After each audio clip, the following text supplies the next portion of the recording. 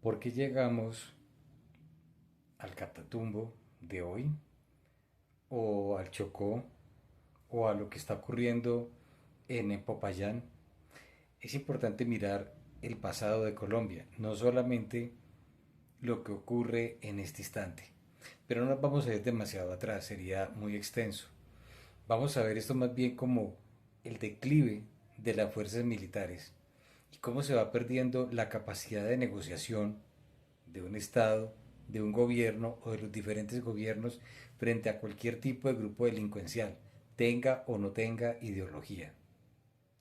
Vayámonos hasta mediados de la década de los 80 del siglo XX. En este momento o en esos momentos, el M-19 logra, a manos de Carlos Pizarro León Gómez, darle una derrota gigantesca al ejército de Colombia, más específicamente en la zona del Cañón del Micay y en todas estas regiones. Un ejército poco armado, poco capacitado, con mínima experiencia y no habían logrado aglutinar los conocimientos que se procesaron a través o a partir de la derrota que sufrieron los norteamericanos en la guerra de Vietnam.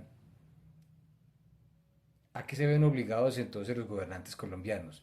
A que en la presidencia de César Gaviria Trujillo tienen que negociar un proceso de paz tras haber vivido también previamente en la época de Belisario Betancourt la toma del Palacio de Nariño, igualmente del mismo grupo guerrillero, el M-19.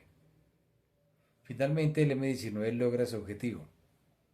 El Estado no negocia la paz, sino que se produce un armisticio. Pero es de anotar que continuábamos desarmados, sin capacidades militares, logísticas, de inteligencia, capaces de poder enfrentar o afrontar este tipo de amenazas. Pienso que básicamente por mera inercia es que logramos sobrevivir los que hoy estamos aquí. Porque yo era un jovencito, era un adolescente en esos tiempos y finalmente salir a deambular por las calles colombianas era prácticamente una aventura, especialmente en Medellín, en el eje cafetero, en Bogotá, en Cali, era una cuestión impresionante. Pasamos luego al gobierno de Ernesto Samper, la desarticulación total de las pocas fuerzas armadas que existían en ese momento en Colombia, pues fue casi absoluta, sumado a que este presidente de corte comunista, él es un comunista, es un socialista, no es un socialdemócrata y es uno de los grandes patrocinadores actuales, pues, de este presidente. No solo fue el proceso 8000 el que logró eh, congestionar el gobierno de Samper, sino también ese tipo de ideología. Pero el escándalo fue de tal proporción que Samper no pudo aplicar lo que se buscaba en ese momento para Colombia. Pasamos entonces ahora a otro gobierno, el de Pastrana, también con el proceso de paz. La famosa imagen en la que se ve a Andrés Pastrana allá en San Vicente del Caguán, solo, sin que lo fuera pues a acompañar tiro fijo en ese momento. Sin embargo, o más bien posteriormente, argumentaron que ese proceso de paz fue diseñado para poder fortalecer a las fuerzas militares de Colombia. Sin embargo, los resultados fueron totalmente contrarios, a excepción de la victoria que tuvo el ejército en Mitú cuando pues las FARC se lo habían tomado y realmente se produjo una pequeña guerra, un combate de gran magnitud en esa zona de Colombia. Pero nuestro país estaba y estábamos completamente inermes. El fracaso fue total. Pero el ejército, la policía y demás fuerzas colombianas no fueron tampoco fortalecidas. Llegamos entonces a la presidencia de Álvaro Uribe Vélez. Sin lugar a dudas, allá fueron modernizados los aviones Cafir, se adquirió la flota de supertucanos, previa a un ala de tucanos más básicos que tenían de la anteriormente, se fortalece la inteligencia y este presidente cumple con lo que o aquello con lo que se comprometió, que era enfrentar a la guerrilla, destruirla y lo logra. Quedan alrededor de 2000, tal vez menos, 1600 militantes de las FARC y alrededor de 1000 del ELN. Sin embargo, el fortalecimiento del ejército en los tiempos de Uribe tampoco fue tan profundo como él así lo manifiesta, o sus diferentes seguidores o su actual partido. Hay que ser muy consistentes en eso, puesto que sí ya venía nuestro país con grandes deficiencias. La Armada, la Fuerza Aérea, los aviones Cafir ya venían en muy mal estado. Recordemos que los Cafir fueron adquiridos durante el gobierno de Virgilio Barcos debido al incidente de la corbeta Córdoba cuando van al, a la Guajira, y pues allá entonces se produce un incidente que casi nos lleva a una guerra. En esos tiempos pues no existía, digamos, ideología comunista en Venezuela. ¿Cómo logra entonces contener a Uribe a Chávez? Fogoso, poderoso líder venezolano. Bueno, hay que reconocerle entonces también a Uribe su capacidad de poder enfrentar esta situación, siendo igualmente consciente de que nuestras capacidades tecnológicas, técnicas, mecánicas son mínimas, pero obviamente tenían en ese momento brega, experiencia, un gran respaldo del gobierno de los Estados Unidos y un ejército inmenso. Estamos hablando de 360.000 hombres y mujeres dispuestos a ir a la guerra y en pleno proceso de combate contra las guerrillas. Pasamos luego entonces a el gobierno de Juan Manuel Santos.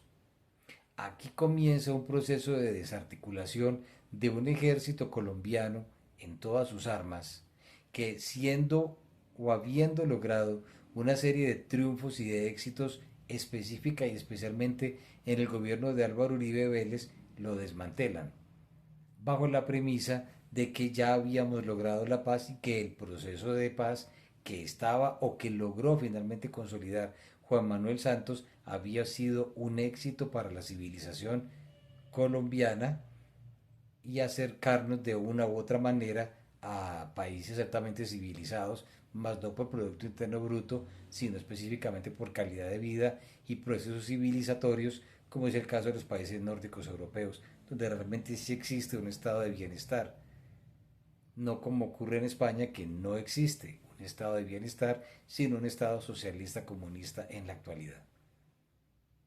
Juan Manuel Santos inicia, repito, el proceso de desarticulación del ejército de la República de Colombia. La disminución en la capacidad operativa de hombres y mujeres. Hay que recordar también que por cada guerrillero deben haber como mínimo 10 soldados. Esa es aproximadamente, a lo menos, tal vez, pero tampoco más, capaz de, en combate hombre a hombre, de poder eliminar al objetivo o neutralizarlo, si lo quieren ver así.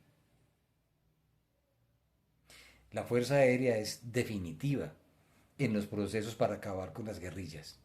¿De dónde surge esto? Bueno, el ejemplo se vio claramente en las guerrillas Myanmar, los Tigres y demás, cómo estas agrupaciones fueron eliminadas prácticamente gracias a la presencia de aviones, en este caso Super Tucano, que fueron llevados allá a esos países, y los Tigres fueron eliminados por la vía militar.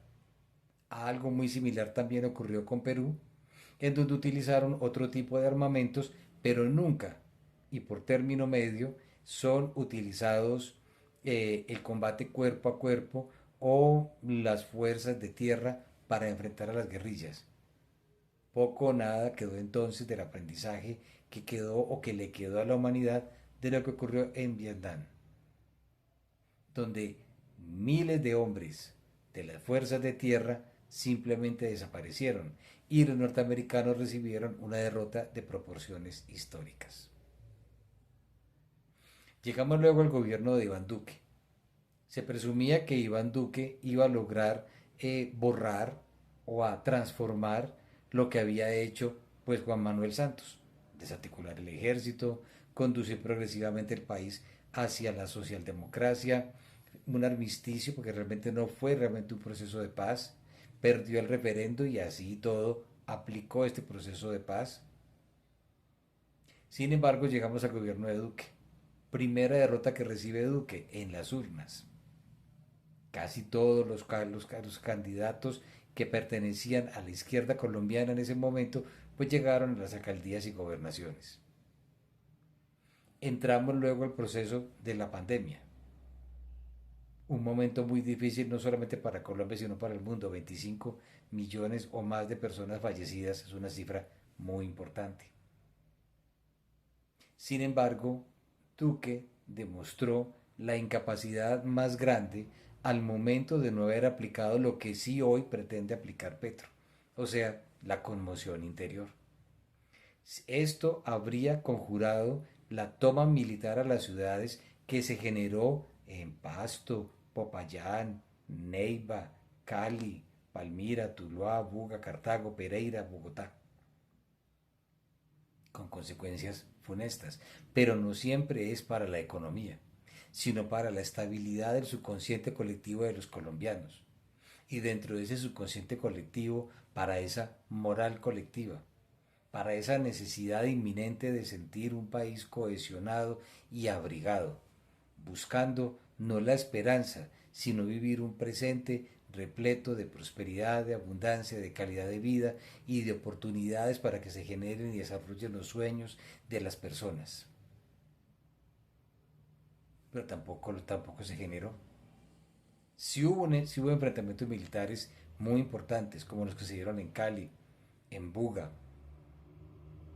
los desembarcos anfibios que se presentaron en Buenaventura, pero faltaba una utilización inteligente de esta forma de la conmoción interior, lo que le habría permitido al presidente inclusive destituir alcaldes nefastos en Cali, Medellín, Bogotá y otras ciudades del país. El incendio en Tuluá fue algo completamente inolvidable. La destrucción de la línea de megabuses en la ciudad de Pereira y la destrucción a la que fue sometida la ciudad de Cali. El monumento en Puerto Rellena no es nada, es un mero ícono que no denota un levantamiento social, sino una toma militar sangrienta, fuerte y poderosa. Pero el Estado tampoco en ese momento se fortaleció. Tuvieron la oportunidad de comprar o de reemplazar los aviones Tiestos y Acafir por una flota moderna que hubiera podido llegar a finales de ese mismo gobierno. Tampoco ocurrió. Lo mismo con las fuerzas de tierra, con las fuerzas mecanizadas, con los sistemas de defensa aérea. Llegamos entonces al final de ese gobierno y no ocurrió. Nuestras fuerzas militares, el Estado, el gobierno y sobre todo la Constitución perdieron la inmensa capacidad de negociar frente al enemigo, interno o externo. Llegamos ahora a un gobierno que a través pues, de su presidente, de su ministro de Defensa y obviamente de todo su grupo de asesores y de ideólogos cubanos, venezolanos, del foro de Sao Paulo, del grupo de Puebla, en fin, se dedicaron a terminar de desarticular al ejército. Hoy en día es bien conocido los conflictos profundos que hay en el Chocó, en Nariño, en Cauca, donde es un auténtico milagro que aún no se haya producido una secesión, y ahora lo que está ocurriendo en el Catatumbo, que es un reflejo, una copia o una cercanía de lo que está ocurriendo en donde, en el Cauca. Sin embargo, en el Catatumbo hay una doble vía. Esa doble vía tiene que ver con la presencia de los venezolanos de origen comunista, quienes tienen comunistas, no chavistas. El chavismo no existe. Es el comunismo, es el socialismo en su máxima expresión. Entonces, la presencia de los venezolanos en estos días, enfrente a la frontera colombiana, sin la más mínima presencia de efectivos colombianos, tratando de enviar, según dicen ahora, alrededor de 5.500 uniformados a Catatumbo para enfrentar a 3.000 guerrilleros del ELN, cuando la proporción, como lo dije hace un momento, es de 10-1,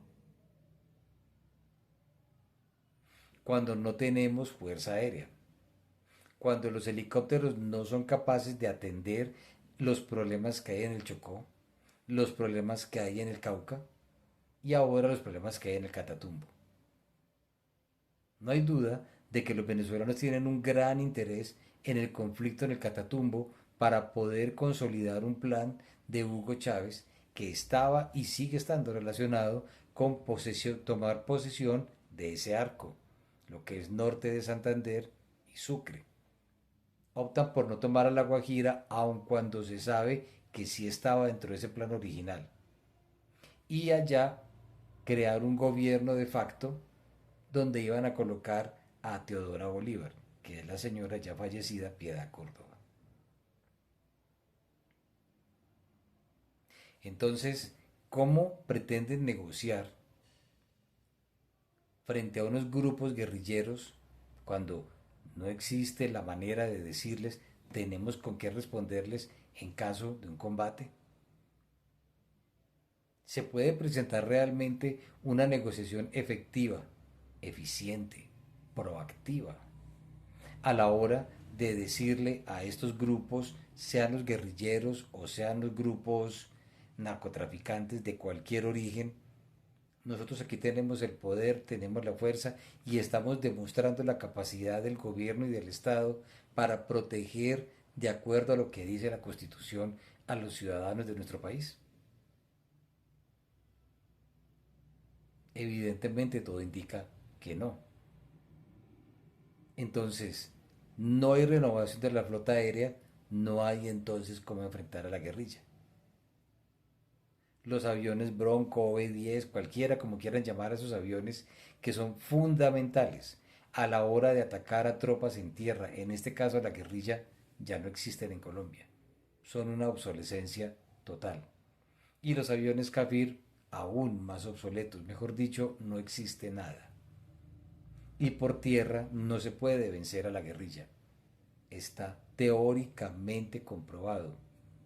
Por lo tanto, la tendencia de los colombianos a minimizar, a cubrir con sarcasmo esa minimización y a pretender decir, sobre todo desde Bogotá, que todo está bajo control, o la presencia de personas que dicen que no desean que haya ejército, sino que como siempre lleguen obras, canchas, hospitales, la presencia de dinero, de subsidios y más recursos económicos para darle paso a un cambio, a un posible cambio, mientras que realmente se está negociando no, se está transando hacia otras personas y hacia otros países posiblemente la soberanía de nuestro país, debidamente cobijada por la Constitución.